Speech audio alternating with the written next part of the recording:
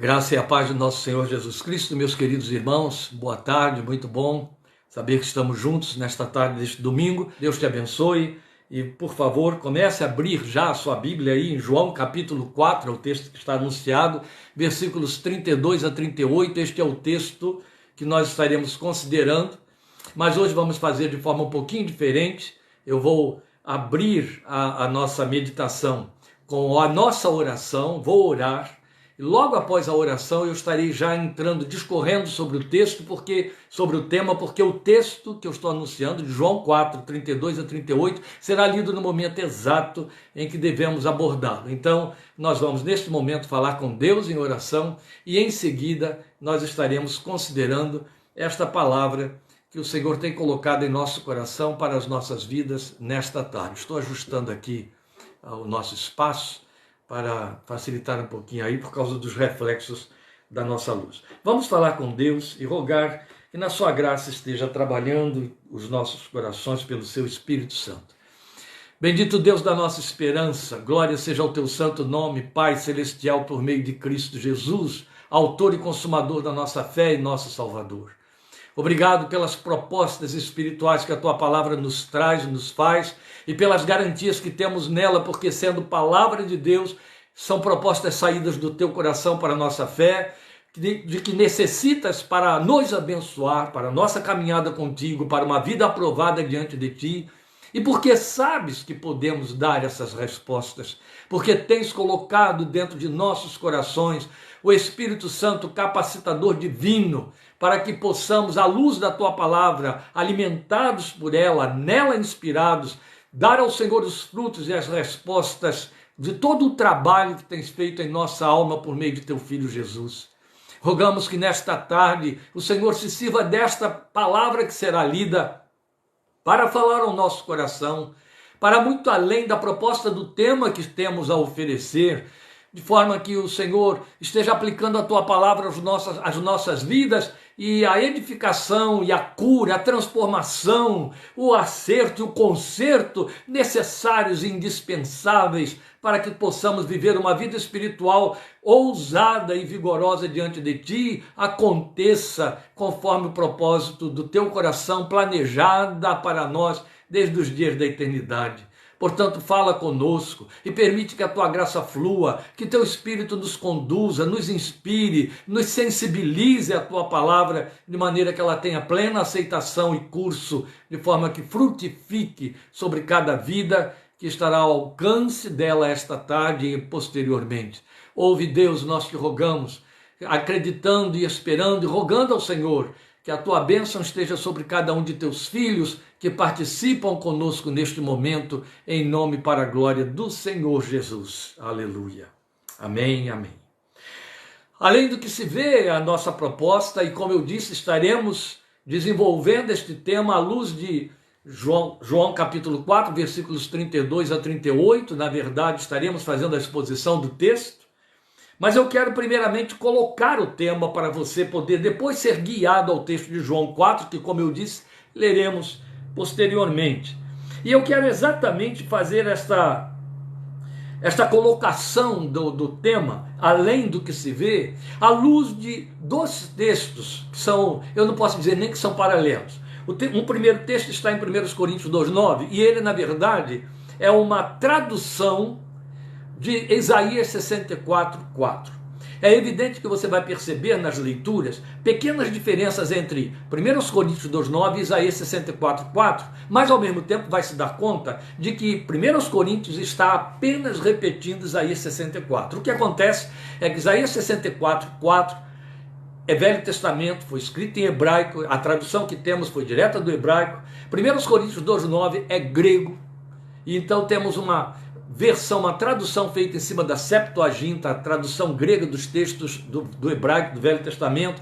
Estou dando essa explicação para que você fique atento para essas pequenas diferenças. Acontece que nessas nuances pequenas de mudanças de traduções, o que você tem é um enriquecimento. O texto se torna mais claro para nós, mais pertinente, mais focado.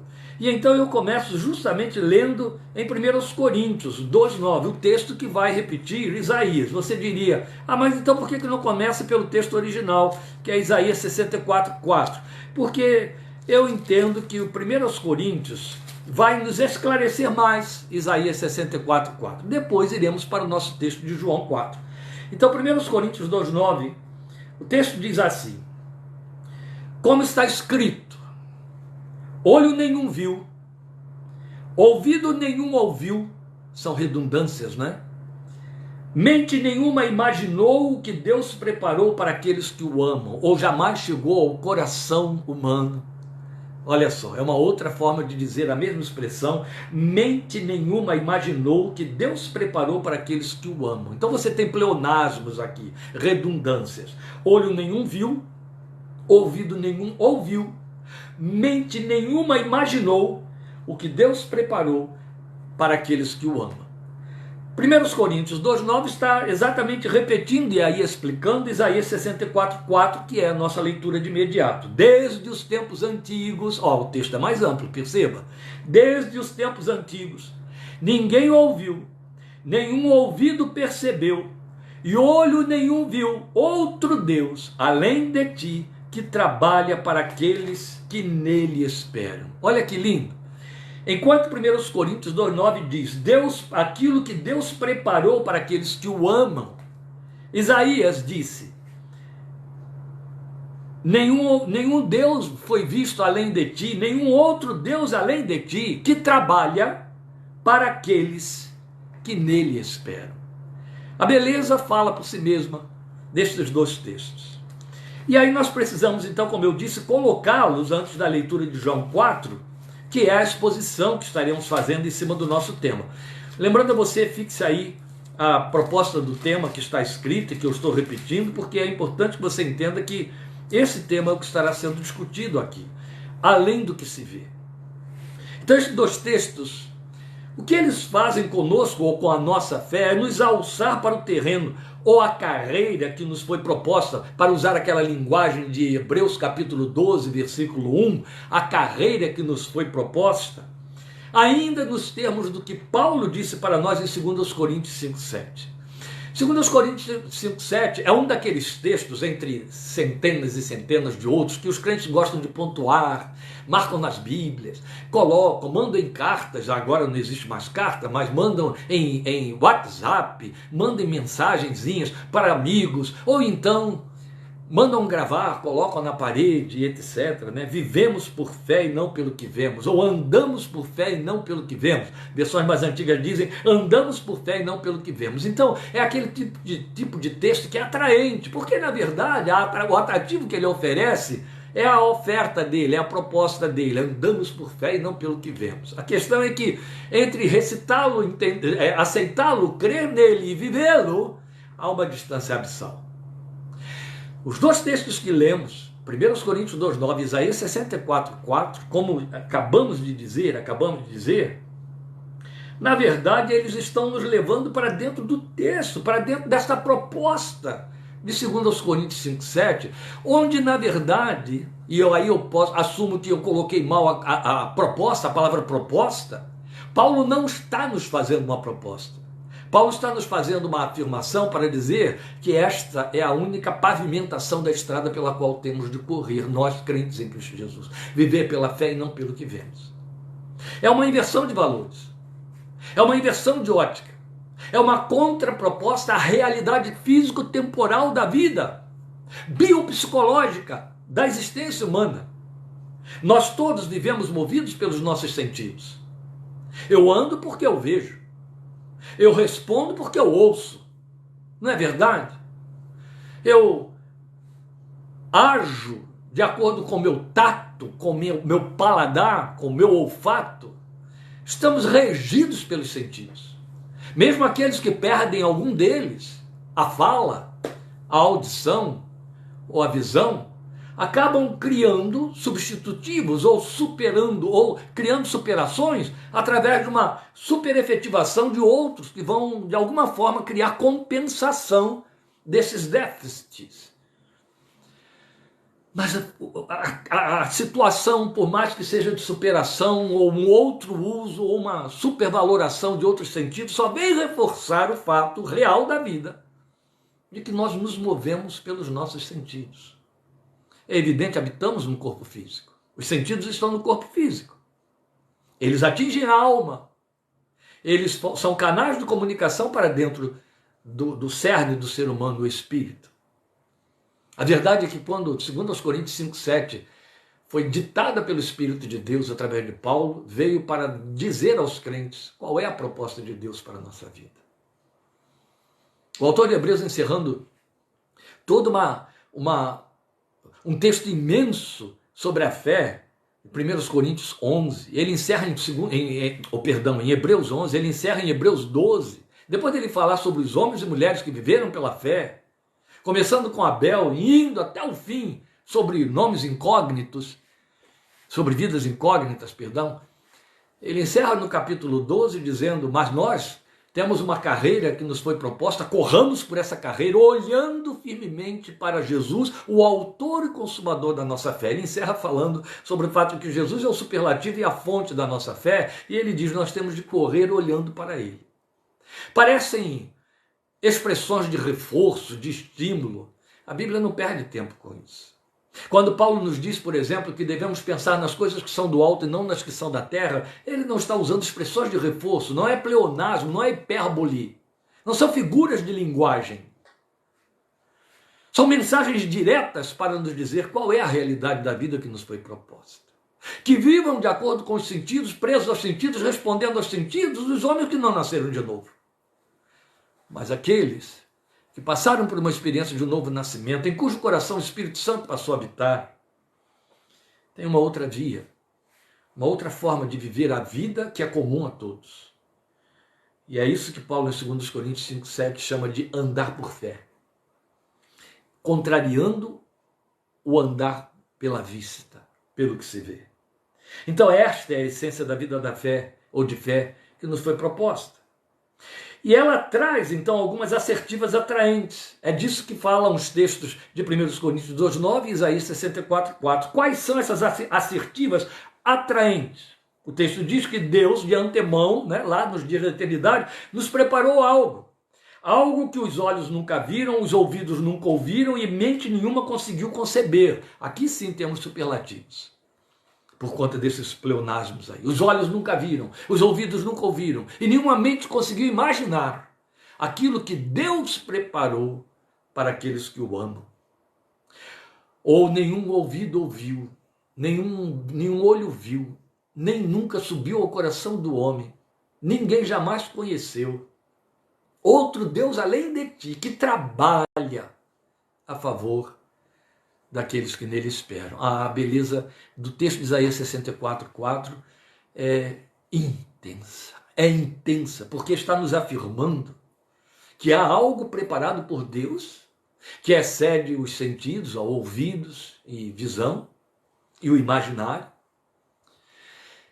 e preparado para ser vivido por quem espera nele, por quem tem fé, por quem confia. Então é um terreno que você só pode viver via a fé. São estes superlativos aí que nos posicionam dentro de uma fala do Senhor Jesus aos discípulos, lá em Samaria, após o seu encontro com aquela mulher junto ao poço de Jacó, em Sinar. E aí eu queria que você lesse comigo, por favor, o texto de João capítulo 4, versículos 32 a 38. Quando os discípulos voltam, o que acontece é que eles saem para procurar comida na cidade e deixam Jesus sozinho. Jesus vai até o poço de Jacó porque ele tinha um encontro ali para criar e provocar com aquela mulher que foi lá buscar água ao meio-dia. E então quando eles voltam, eles o encontram conversando com aquela mulher, e aí vem perguntar se ele não vai comer. Afinal de contas foram procurar comida porque estavam sem e havia fome. E é quando ele então diz para eles: tenho algo para comer que vocês não conhecem. O versículo 32 de João 4. Tenho algo para comer que vocês não conhecem. Então seus discípulos disseram uns aos outros: será que alguém lhe trouxe comida? É a lógica, não é? Andando pela vista. Jesus está falando pela fé e eles estão respondendo ou ouvindo pela vista. Ouvindo pela vista. Ficou bonito isso aqui, né? Disse Jesus: a minha comida é fazer a vontade daquele que me enviou e concluir a sua obra. Agora ele começa a explicar e mostrar, dar visibilidade ao que é andar pela fé. Vocês não dizem, daqui a 4 meses haverá colheita? Eu lhes digo, abram os olhos, ou levantem os seus olhos e vejam os campos. As versões mais antigas colocam, levantem os seus olhos e vejam os campos. Vamos ficar com essa versão. Levantem seus olhos e vejam os campos. Para o abrir os olhos, nós poderíamos ficar então com aquilo que já ouvimos em Isaías em 1 Coríntios, não é? Olho nenhum viu. Abra o olho para ver então. Eles estão maduros para a colheita, Jesus está dizendo. Aquele que colhe já recebe o seu salário e colhe fruto para a vida eterna. De forma que se alegram juntos o que semeia e o que colhe. Percebe como ele está usando uma linguagem toda espiritual. Ele diz, abram os olhos e vejam que os campos já estão brancos, prontos para serem cegados, para a colheita. E agora ele vai mostrar que essa colheita é eterna. É uma colheita em termos de eternidade. Ó, colhe fruto para a vida eterna. De forma que se alegram juntos o que semeia e o que colhe. Assim é verdadeiro o ditado, um semeia e outro colhe. Eu os enviei para colherem o que vocês não cultivaram. Outros realizaram um trabalho árduo e vocês vieram a usufruir do trabalho deles. Que coisa linda e quanta coisa bela nós temos aqui. Se andamos por fé, nós temos uma ótica que dispensa a visão dos olhos naturais. Que na verdade se levantam não para ver campos brancos para a colheita cheios de espigas maduras, mas que veem uma plantação que é invisível a outros olhos. Veem uma semeadura que outros olhos não conseguem perceber e a mente não consegue entender. É a visão pelos olhos da fé, que percebe as coisas invisíveis e as confessa. E a visão aqui assume o sentido de alvo, objetivo, promessa, propósito e tudo que se enquadre nesses significativos aí. E é então que eu levo você de novo para o texto que eu citei de Hebreus 11, agora fazendo a leitura. Hebreus capítulo 11, a carta de Hebreus aos Hebreus, onde o autor descreve um número grande de homens e mulheres que puderam ver com os olhos da fé e triunfaram ou perseveraram em meio às adversidades. Uma das coisas que torna o texto de Hebreus muito relevante para nós é que o autor de Hebreus está falando sobre homens e mulheres, os anti-heróis da Bíblia, lá do Velho Testamento. Ele não está falando de homens que experimentaram a graça e aquela fé que a Bíblia diz que uma vez por todas foi dada aos santos. Mas homens que aprenderam a andar com Deus, a confiar em Deus, a conhecer o caráter de Deus e aí podendo depositar a confiança nele, viveram, deram frutos e o testemunho de tal ordem que o autor de Hebreus os relacionou aqui nesse texto. Então ele destaca dentre tantos um grupo que ele descreve aqui no capítulo 11, versículos 13 a 16, que eu vou ler para você, onde ele vai dizer assim: todos estes viveram pela fé e morreram sem receber o que tinha sido prometido. Mas viram-no de longe o saudaram, ele está dizendo, acenaram, como quem dá um tchau, não é? E de longe o saudaram, reconhecendo que eram estrangeiros e peregrinos na terra. Os que assim falam mostram que estão buscando uma pátria, estão olhando para aquilo que ninguém vê, é o que o texto está dizendo aí. Estão buscando uma pátria. Se estivessem pensando naquela de onde saíram, teriam oportunidade de voltar. Em vez disso, esperavam eles uma pátria melhor, isto é, a pátria celestial.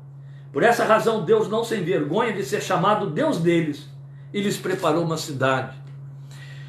Há um jogo de palavras aqui que, na verdade, nem chega a ser um jogo de palavras, é uma exposição com algumas referências históricas, que vira jogo de palavras se nós não atentarmos para a história. Mas você que conhece Bíblia, sabe muito bem que ele está se falando dos peregrinos que caminharam 40 anos pelo deserto, tendo saído do Egito em direção a Canaã, a terra prometida. E o texto diz que eles a viram de longe, está se referindo a Moisés, inclusive, que subiu no Mispá e contemplou a terra na qual não pôde entrar, mas pela qual esperou 40 anos.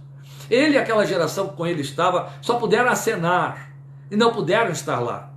E o texto diz que eles não voltaram para a terra visível, o Egito que ficou atrás, porque nem lembravam mais dela. Tamanha a visão da esperança, a visão que os empurrava para frente. Ah, lindo isso, porque aí o texto está dizendo, se eles lembrassem daquela terra, voltariam para lá, mas preferiram não voltar, porque contemplavam aquela prometida pela fé e então caminhavam à distância, então não apostataram, não recuaram, não caíram, não se desviaram. Por isso Deus não se envergonha de ser chamado Deus deles. Lindo, né?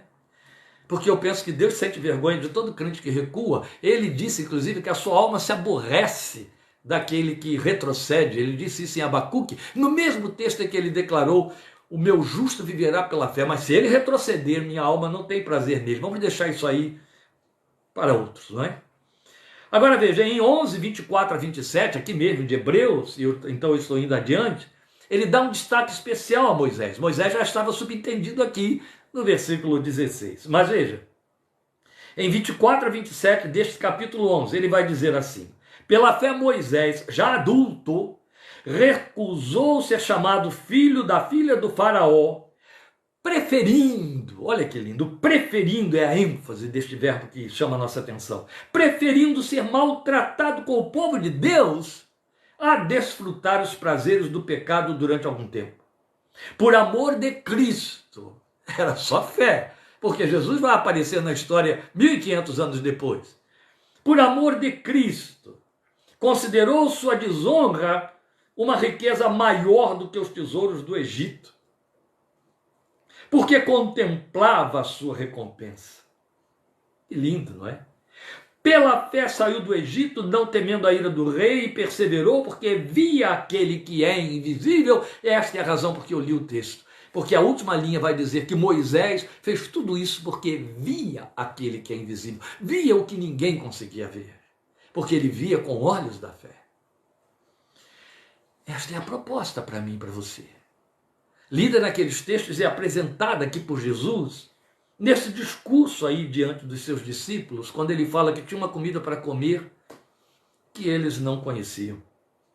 O que se passava com essa gente citada aqui pelo autor de Hebreus? Eles viam que os olhos não veem, nem os ouvidos podem ouvir, mas que é o que Deus tem preparado para aqueles que o amam. Bem, nós temos ainda mais material, mais abundância de recursos para alimentar esta visão, ou lentes para ela, porque temos todo o Novo Testamento pronto aqui na nossa mão, ou seja, onde estão as promessas, onde estão as lentes, de que a nossa fé pode se servir para poder ver e ver bem. Esta é a razão porque eles se distinguiram e perseveraram onde tantos outros desistiram e fracassaram. Foi assim com Davi, foi assim com Paulo e Silas na cadeia em Filipos, foi assim com João em Pátimos. E perseverou, e Davi perseverou, e Paulo e Silas perseveraram. Eu citei 3 personagens aqui em situações muito eloquentes. Davi esperou 15 anos, fugitivo de Saul, vivendo em cavernas, até se assentar no trono no palácio real, porque cria na promessa que Deus lhe fez, contra todas as circunstâncias. Eu poderia incluir Abraão, mas ele já tinha sido citado em Hebreus 11, como aquele que esperou 21 anos sobre uma promessa que Deus lhe fez, contra todas as circunstâncias, de tal maneira que Paulo diz em Romanos 4 que Abraão esperou contra a esperança. É lindo isso. Depois temos Paulo e Silas em Filipos, guardado em prisão de segurança máxima em Filipos e cantando, ainda que com as costas lanhadas e pés presos ao tronco, porque criam e viam, e daí podiam ouvir e reproduzir cantando sons que outros não podiam perceber. Foi assim com João em Pátimos. João foi colocado em Pátimos para ser cortado de todo e qualquer contato com a igreja, a comunidade dos cristãos, e morrer lá no exílio. Mas isso não o impediu de ter visões espirituais de uma grandeza e de uma ordem tal que produziu para nós um dos mais profundos livros proféticos da Bíblia e do Novo Testamento, que é o livro do Apocalipse. Então Jesus expõe um contraste contundente entre a realidade temporal, na qual os discípulos estavam aferrados, e a sua própria, que era invisível. Eles estavam ocupados e preocupados com a comida que perece. Então eles entendiam do alimento visível, temporal e perecível. Mas o Senhor se alimentava do pão invisível, É o que ele fala para nós entre 32 a 34 aí de João 4. E é então que ele ensina. Ele vai nos ensinar as possibilidades dessa visão, ou o que ela de fato, em que ela de fato consiste, que é o que eu quero compartilhar com você ainda em cima do nosso texto. Então, voltando ao versículo 35, o que o Senhor vai mostrar para nós? Que é necessário, é preciso, é imprescindível elevar a visão. Levantem seus olhos, ele disse aí no versículo 35 para os discípulos. Vocês não dizem, daqui a 4 meses haverá colheita? Eu lhes digo, levantem seus olhos e vejam os campos. Achei tão interessante esta colocação por uma razão muito simples. O que eles poderiam entender ao ouvir uma exortação desta ordem? Vocês não dizem que faltam 4 meses para que haja colheita? Ou seja, qual é a realidade do cotidiano? Qual é a realidade da vida física, do mundo físico? O mundo físico está dizendo, plantamos, temos que aguardar 4 meses. E eles estavam dizendo por ali, isso aí fazia parte do cotidiano. Faltam 4 meses para a colheita do trigo, a colheita do milho, quem sabe, ainda que sejam plantados em épocas diferentes. Faltam 4 meses para colher o que foi semeado.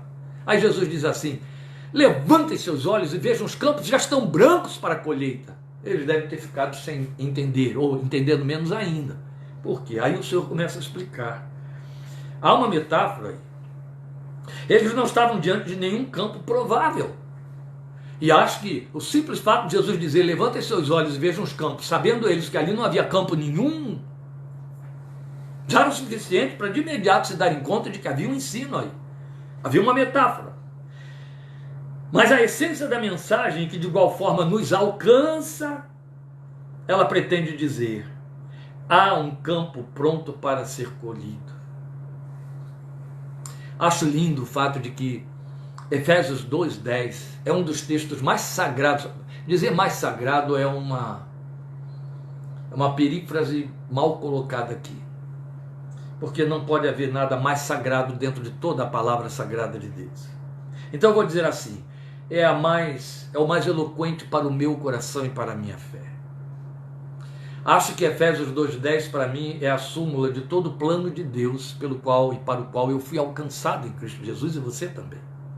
Quando Paulo diz, vocês são feitura dele, criados em Cristo Jesus para as boas obras que Deus preparou de antemão para que vocês nelas andassem, ou para que andássemos nelas.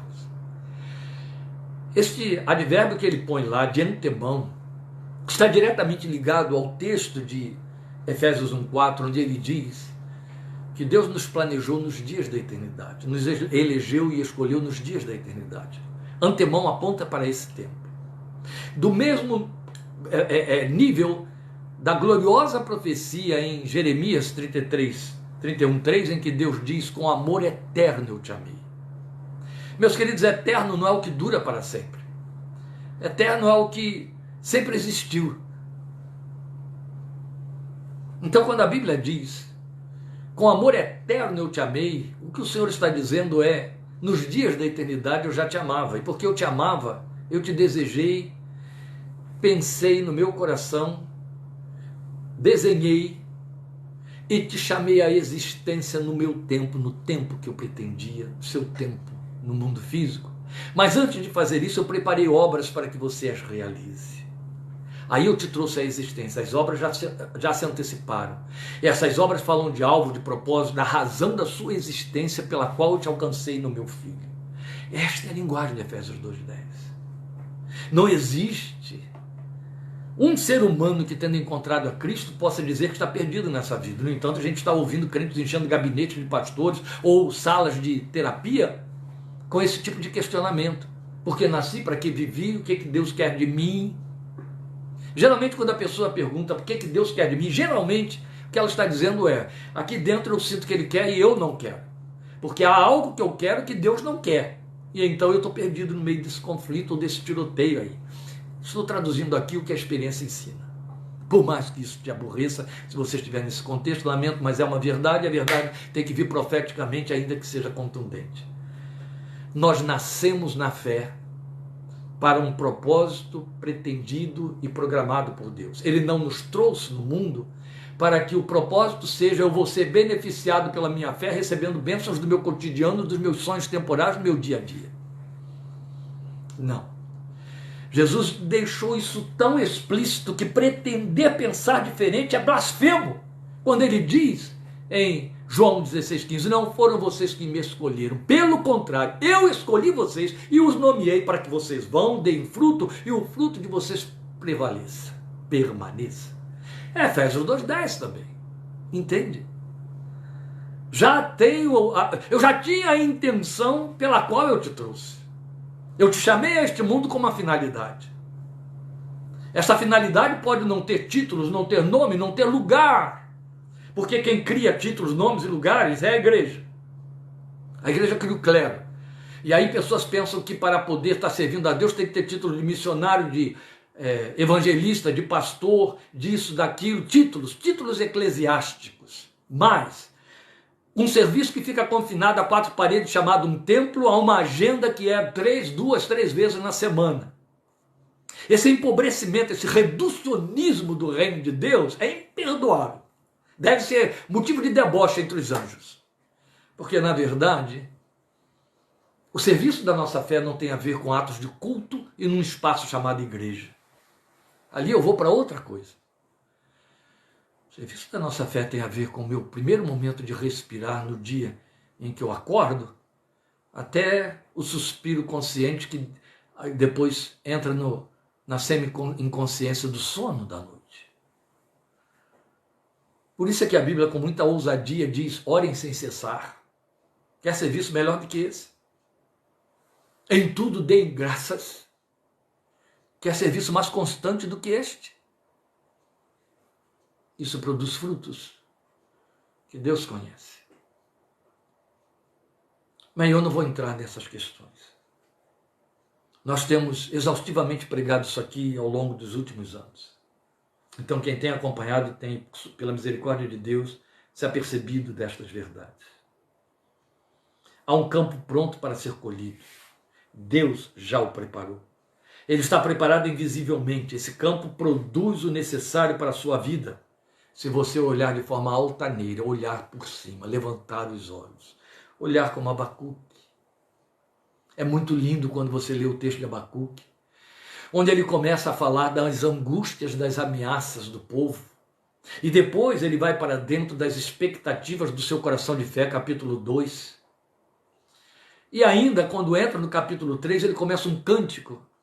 Porque nesse cântico, esse homem está declarando a realidade que o cerca, por conta das ameaças, das opressões, da política reinante que sufocava o seu povo. Então ele dizia: ainda que a figueira não floresça, que o produto da terra minta, que as ovelhas no campo não medrem, não gerem, todavia eu me alegrarei no Deus da minha salvação. Da onde que Abacuque tirou esse negócio que vai parecer aos olhos de um psiquiatra um escapismo, um negacionismo totalmente desprovido de bom senso? Era visão de fé.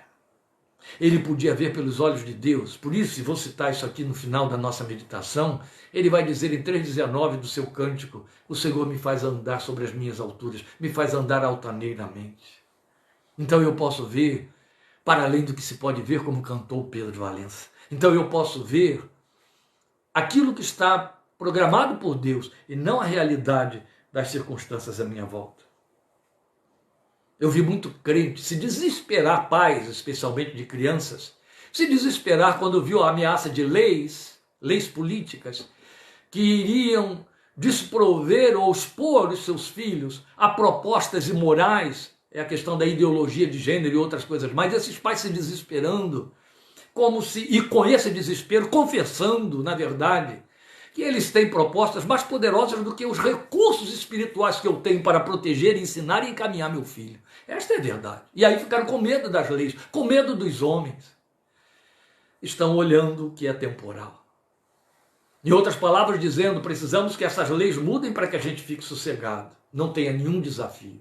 Já pensou se a igreja do primeiro século pretendesse que todas as leis do Império Romano, que contrariavam não só a moral, mas as perspectivas de ir e de vir do cristão só por ser cristão, fossem suspensas? Será que nós teríamos chegado onde chegamos porque aquela gente, diante dos desafios, se robusteceu e criou força para lutar, de maneira que trouxe o Evangelho até onde nós estamos? Levantar os olhos significa querer ver o que Deus tem preparado, mas também significa tirá-los dos baixios temporais por onde correm os nossos desejos e expectativas. Via de regra, eles estão circunscritos a leis humanas, a favorecimentos, a socorro da parte do homem. A Bíblia vai numa direção totalmente contrária. Levantar os olhos significa olhar para o nível de Deus, o nível divino, aquele que tem a última palavra. Mas o que o Senhor vai dizer a respeito destas coisas? Qual é a canetada que Deus vai dar e não Brasília? Qual é a canetada que Deus vai dar? Deus, sim, tem a caneta da lei áurea. Há um caminho que é maior. Há um caminho que é a rota divina. E é a via de Deus. E o crente foi convidado a entrar por ela, a andar por ela, a crer nela, a olhá-la, a vê-la, a esperar por essa via. Porque se esperamos só nas coisas que perecem, ou lembrando, Paulo em 1 Coríntios 15, 19, se esperamos em Cristo somente quanto às coisas desta vida, somos os mais infelizes ou os mais miseráveis de todos os homens. Há um caminho que é maior. Há um caminho que é a rota divina, que é a via de Deus. Isso traduz olhar com esperança dentro da janela da vida, e esperança que não se debruça sobre a realização do desejo, mas que confia na vontade de Deus, que excede o nosso entendimento. Porque se eu tiver de saber tudo que Deus pretende para mim, eu serei controlador destas coisas. A primeira coisa que vamos fazer, via de regra faríamos, é rejeitar. Por isso que não sabemos. É do mesmo nível dos livramentos de que nos fala Jeremias em Lamentações. As misericórdias do Senhor são a causa de não sermos consumidos. O que ia me consumir? Era melhor não saber. E é melhor ficar somente com a resposta. As misericórdias me impediram de ser consumido, seja lá do que for. De igual maneira, eu vou vivendo de maneira que o Espírito vá me guiando a caminho que ao homem parece ser bom, mas o seu fim é caminho de morte. A resposta certa vem do Senhor. A Bíblia diz isso. Pela fé eu vou deixando que Ele me conduza. E o resultado disso aí há de ser, pela misericórdia infinita de Deus, que eu não vou ter controle sobre o meu caminho. O controle continuará sendo de Deus, porque esse plano de Deus pode contrariar meu desejo, minha vontade, minha expectativa, o conteúdo da minha oração. Isso explica porque parece a tantos de nós que algumas orações estão sem resposta.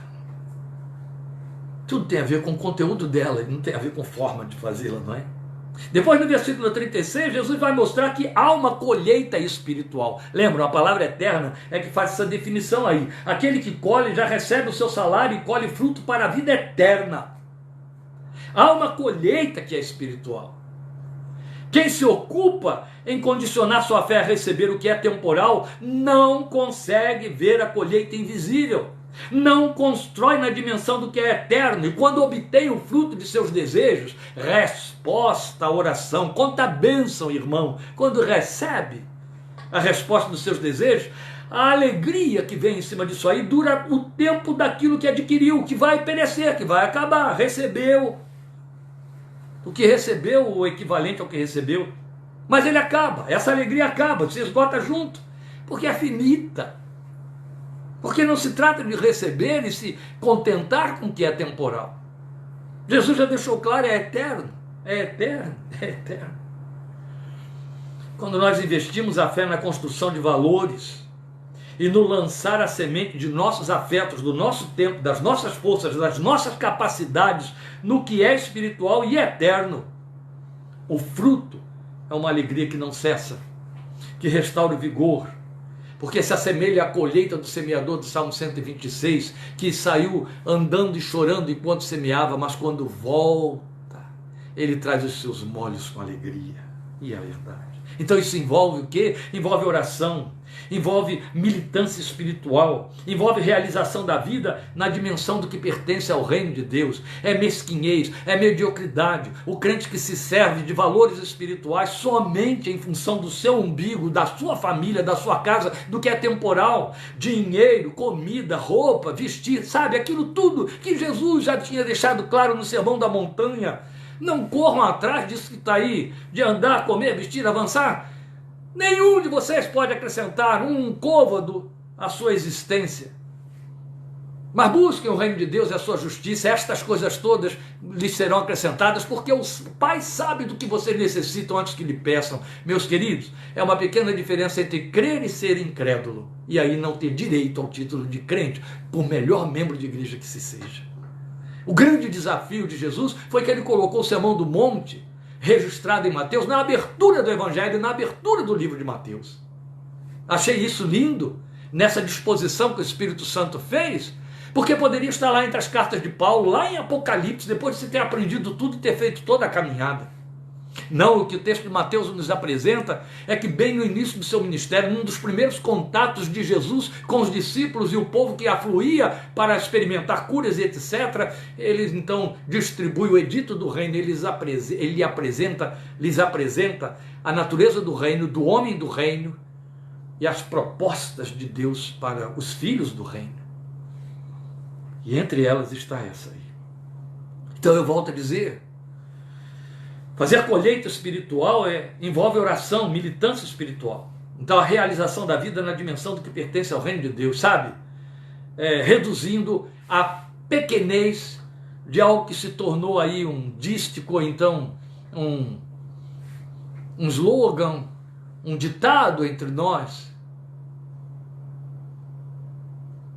que ficou corriqueiro, mas é piedoso. Se Deus quiser, porque se Deus quiser, quando a nossa vida de fé, de fato, está debaixo de uma confissão e consciência de dependência, nós sujeitamos decisões, valores, propósitos, sonhos a Ele. Eu tenho todo o direito de lutar, avançar, investir, mas na dependência daquele que é o Senhor da minha vida e que sabe que todo esse investimento é feito em direção a Ele. A temporalização de nossas disciplinas espirituais é um compromisso garantido com a frustração em algum momento. Então pegar oração, participação de cultos, reuniões, vigílias, o que for, para obter com exclusividade o que é temporal, é o que está se fabricando. Esse é um tipo de exército chamado igreja nos dias de hoje que os púlpitos estão produzindo. Quando você vê essas megas igrejas aí que estão entulhadas de milhares e que na composição geral da denominação vai para a casa dos milhões, entupidas de gente que ouve falar que Jesus salva, a Bíblia diz que Jesus salva, mas é no que menos estão interessados, porque a própria igreja está ali para lhes dizer, vem aqui que você vai parar de sofrer. Então ficam reduzidos a pigmeus da fé, que confessam uma fé que a Bíblia não aprova, não reconhece, o Senhor Jesus não reconhece. Ele chamaria de micropistes, fé pequena. É uma palavra que está traduzida na nossa língua com adjetivo, mas que no texto que saiu pela boca de Jesus, não. Era uma palavra que definia um outro tipo de fé. Entende? Ou que triste, não é? Mas é o que corre por aí. Em último lugar, no versículo 38, Jesus diz que o campo pelo qual nós corremos a nossa vida e para o qual temos de olhar levantando os nossos olhos, já está semeado por Deus. Está aí no versículo 38. Eu os enviei para colherem o que vocês não cultivaram. Outros realizaram o trabalho árduo e vocês vieram a usufruir do trabalho deles. Assim é verdadeiro o ditado, versículo 37, um semeia e o outro colhe. Eu os enviei para colherem o que vocês não cultivaram. Quem foi que cultivou? Deus. Aquilo que Deus tem preparado para aqueles que nele esperam. Foi o que disse Isaías 64. O que Deus tem preparado para aqueles que nele esperam. Há um campo que está preparado para mim, antes que eu viesse à existência. Há um campo que está preparado para você. E é por esse campo que eu tenho de caminhar a minha vida, correr a minha vida. Do contrário, eu vou estar olhando para o meu umbigo, para a realidade do dia a dia. Leis humanas, força do braço humano, disposições de meus ajudadores, pessoas que podem quebrar o meu galho, especialmente nós brasileiros, acostumados a essa coisa muito cretina, né, de jeitinho brasileiro, para conseguir fazer com que coisas funcionem a nosso favor. Somente quem tem os olhos elevados para além do campo visível e físico crê e busca isso, sabe? Há uma insatisfação com aquilo que é apenas temporal. Isso traduz confiança. Isso traduz a certeza de que Deus, que nos planejou na eternidade, já traçou planos nessa eternidade para a nossa vida aqui. E eu não estou falando de descobrir ações, eu não estou falando de descobrir agenda, eu não estou falando de descobrir um momento. Não, eu estou falando de correr a vida na direção dele. E isso não tem sexo nem idade, nem condições físicas. Eu me lembro muito bem de uma experiência que me marcou muito quando eu cheguei à cidade de Rio Claro. Nos meus primeiros dias na cidade de Rio Claro, eu fui visitar uma crente veterana, já muito idosa, que estava acamada. Ela se levantou daquela cama uns tempos depois, frequentou a igreja uns dias, acompanhando a sua família, mas veio a falecer poucos anos depois. Já era muito idosa. Eu me lembro que quando eu fui lá, sentei à sua cabeceira, conversamos, e ela ali deitadinha, ela pegou, ai pastor, ora por mim, porque já estou velha, né? Eu não tenho feito nada para o meu Senhor, e eu fico aqui deitado. Pastor, a única coisa que eu posso fazer e que eu tenho feito é assinar a revista Portas Abertas, e fico lendo a revista Portas Abertas, e tudo que eu tenho a oferecer para o meu Deus é orar por aqueles missionários que estão lá debaixo de desafio e perseguição, pondo a vida a risco para levar o evangelho onde o evangelho está proibido de entrar. Então eu oro muito por eles. E sabe, pastor, a minha oração, eu falo dentro da minha limitação. O que eu digo para Deus é, Senhor, derruba aqueles paredões, derruba aqueles impedimentos. Quando ela falava isso, na minha cabeça, imediatamente veio-se a cortina de ferro. Derruba a cortina de ferro, Jesus. É isso que ela está te dizendo. E a cortina de ferro caiu. E ela teve uma exposição clara através da derrubada daquele muro de separação entre Berlim Oriental e Berlim Ocidental, que ficou como um emblema para o mundo. Quando isso aconteceu, a primeira coisa que me ocorreu foi lembrar daquela irmã deitadinha ali na sua cama, mandando bombas irresistíveis contra a cortina de ferro, que ruiu. Porque as bombas que aquela irmãzinha frágil, velhinha, mandavam, eram poderosas demais. Eu tenho absoluta certeza de que Deus, na sua graça, que fala dos galardões que teremos de receber, naquele dia da premiação, ele vai chamá-la junto com os que entraram por detrás da cortina de ferro, quando ela ainda estava em pé, e depois os que passaram aí com mais liberdade, e ela vai dividir os prêmios no cumprimento da lei estabelecida por Davi. Tal é a parte dos que foram, quanto a dos que ficaram guardando a bagagem. Aleluia! O crente fica muito preocupado com esse tipo de coisa, que é um ajuste que é feito pelo clero evangélico para que você possa dar ibope à igreja, do tipo, tem que ocupar tal lugar, fazer tal função, tem de cumprir a agenda, nós vamos dia tal. Isso tudo é positivo, mas a nossa vida espiritual não pode se reduzir a isso, nem a terceirização de serviço. O meu respirar, o meu viver, em função do reino de Deus, vai disponibilizar o Espírito de Deus através da minha vida para exercer influência, para dar a resposta certa, como maçãs de ouro em salvas de prata, a palavra libertadora, transformadora, o olhar que alivia, que refrigera, e tantas outras coisas que eu não preciso estar aqui acariciando o imaginário de ninguém. Tantas outras coisas, meus queridos, tantas outras coisas. Então eu volto a dizer, não há limite para sexo, nem idade, nem lugar, nem condições. Não há.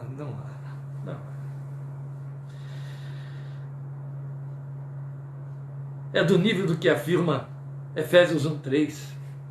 Entende? Quando nós estamos dizendo que Deus já planejou nos dias da eternidade e já traçou planos nessa eternidade para a nossa vida aqui, é do nível de Efésios 1:3.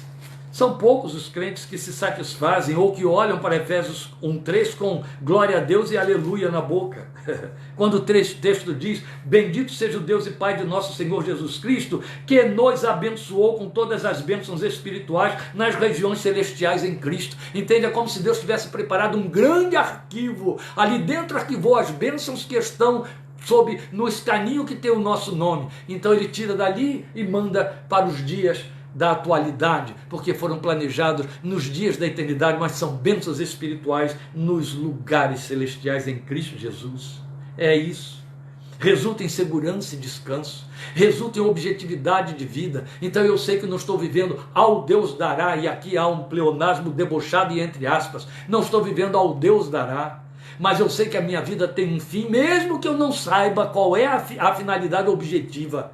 Mas eu estou vivendo para o meu Deus e Ele que se sirva, e Ele está se servindo desse meu viver. Glória ao seu santo nome. Ele o faz de todas as maneiras. Agora mesmo aqui diante de mim apareceu o nome de uma querida irmã, muito querida, Elisete. Como o Espírito de Deus se serve de situações inimagináveis. Aqui participando conosco está o Fernando, que me evangelizou.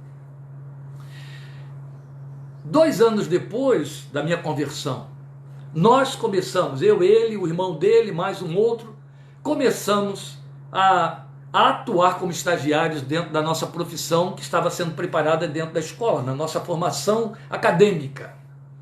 E aí eu tive que ir estagiar lá na cidade do Rio de Janeiro, num estaleiro, e morando muito longe, em São Gonçalo, eu dependia de muitas conduções para chegar até lá. Aquele tempo ainda não estava funcionando a ponte Rio-Niterói, e nós tínhamos de tomar ônibus, barca, outro ônibus, eu no caso, para chegar ao estaleiro onde eu trabalhava na Ilha do Caju.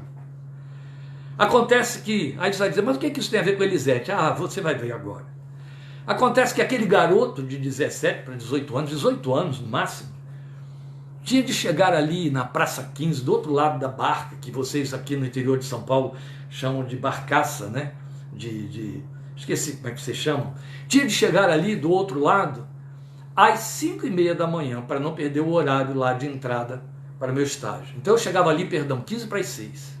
Naquele momento aparecia sempre o ônibus, cujo número era 209. E eu costumava chegar antes dos outros para pegar o 209 e sentar naquele banquinho que o povo apelida de Jesus está chamando, porque fica bem do lado do motorista ali na frente, para eu poder esticar minhas pernas e dormir até chegar lá, porque eu tinha de compensar as curtas horas de sono da noite, né? Saía da escola às 11 da noite para estar ali, naquele lugar, às 15 para as 6 da manhã, 5h30, assim. Acontece que aquele ônibus e aquele horário era o ônibus do querido irmão que estava desviado da Assembleia de Deus, que veio a se tornar o marido da Elisete. Ele já está com o Senhor. E eu me encontrava com ele ali, e como ele ia por namorar Elisete de vez em quando na igreja, ele me viu lá e me reconheceu no ônibus. Todo dia a gente tinha aquele encontro ali naquele horário. E aí eu tinha de conversar um pouquinho com Antônio Paulo, e aí ele falava, me perguntava algumas coisas, e eu falava para ele, ele falava do desvio dele, ele falava da necessidade dele de voltar para o Senhor, e eu ministrava para ele. Isso se repetia todos os dias. Bem, Antônio Paulo voltou para a igreja, Antônio Paulo faleceu pastor, já era pastor há muitos anos, quando partiu para o Senhor. Aleluia. Contatos tão insignificantes, tão não planejados, tão sem propósito, mas de efeitos eternos, aleluia. E o que eu estava fazendo? Indo trabalhar, era só isso. Mas Deus não estava perdendo tempo. Enquanto eu vou trabalhar, a som, a voz, a visão, a contato, não é assim? Aleluia. A verdade é que é necessária a nossa fé e vida com Deus já está por Ele disponibilizado para nós. É do âmbito do que ele disse em Jeremias 29:11, eu é que sei que planos eu tenho para vocês, planos de paz e não de mal, para dar a vocês o fim que vocês esperam. Eu é que sei, ele disse, ele sabe, aleluia, porque ele sabe, glória ao seu nome. Mas precisamos elevar os olhos para além de nossos sonhos, precisamos ir além do que se pode ver, Precisamos elevar os nossos olhos para além de nossos desejos medíocres e temporais, meus queridos. A fé que temos é rica, é abundante, é gloriosa demais para ser desperdiçada em ninharias temporais e finitas. É por isso que as pessoas não crescem espiritualmente. Estão reduzidas e sendo seduzidas a reduzirem a sua confissão ao que é uma temporalidade, o que elas podem obter de igual maneira num centro de umbanda, buscando um outro tipo de paganismo ou qualquer outro tipo de serviço religioso. Tudo dá, entende? Reduzir a fé cristã somente em busca de respostas temporais é paganizá-la, minimamente paganizá-la. Fomos chamados a caminhada muito mais excelente, elevada, sábia, santa, limpa, pura do que estas coisas aí. Então precisamos elevar os olhos para além de nossos sonhos e desejos medíocres. Os alvos de Deus para nós são elevados, porque a Bíblia diz que seus pensamentos e caminhos são mais altos do que os nossos, é o que está escrito em Isaías 55:9. Ele está dizendo: sei que pensamentos eu tenho a respeito de vocês, claro, porque meus pensamentos não são os seus, meus caminhos não são os seus, são mais elevados do que os seus, glória ao seu nome. Por isso, a sua palavra proclama em Isaías 32:8, um texto com que eu encerro a nossa meditação desta tarde e eu deixo para o seu coração. Mas o homem nobre faz planos nobres e graças aos seus feitos nobres permanece firme. Aleluia. Homem nobre, mulher nobre, é minimamente o adjetivo que tem de virar apodo do crente, da crente em Cristo Jesus. Deus te abençoe, te fortaleça, te guarde. O Senhor te abençoe e te guarde. O Senhor faça resplandecer o seu rosto sobre ti e tenha misericórdia de ti. E o Senhor sobre ti levanta o seu rosto e te dê paz. Eu aguardo quinta-feira, 20 horas. E na próxima semana, a nossa live será no sábado. Aqui estaremos numa comemoração, algumas pessoas estarão fazendo aniversário, vamos ter culto aqui. E nesse culto vou fazer a transmissão, que será ao vivo, às 19h30, você vai ver a chamada aí na nossa página, tá bom? Então fique atento, não será domingo, será no sábado, 19 horas, nós estaremos ministrando a palavra de Deus. Deus te abençoe, te fortaleça, use a sua vida disponibilizada para Ele, em nome do Senhor Jesus. Grande abraço para você, obrigado por sua companhia conosco esta tarde. Amém.